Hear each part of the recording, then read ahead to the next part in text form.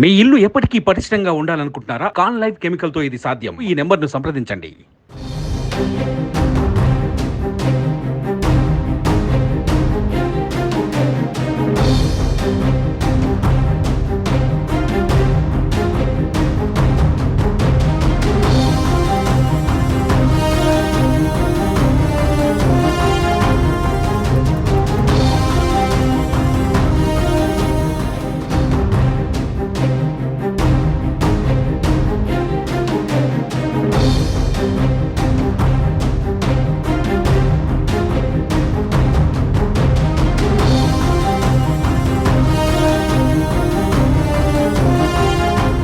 TDP జాతీయ ప్రధాన కార్యదర్శి నారా లోకేష్కు జెడ్ కేటగిరీ భద్రత కల్పిస్తూ కేంద్ర హోంమంత్రిత్వ శాఖ నిర్ణయం తీసుకుంది.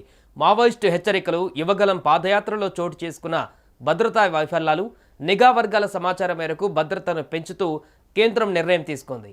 22 మంది సిబ్బంది 3 షిఫ్టులలో నిరంతరం భద్రత కల్పిస్తారు.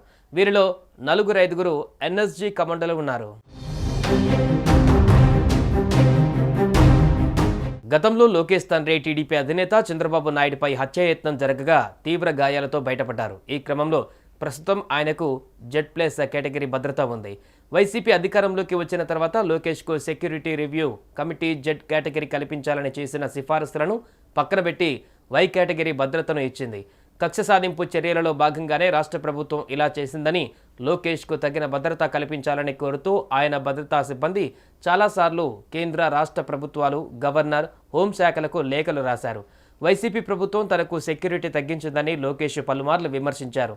తనకు తగిన భద్రత కల్పించాలని డిమాండ్ చేశారు.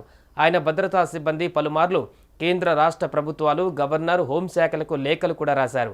ఈ విషయాలన్నింటినీ పరిగణలోకి తీసుకున్న కేంద్ర ప్రభుత్వం ఎన్నికల సమయంలో లోకేష్కు భద్రతను కల్పించింది.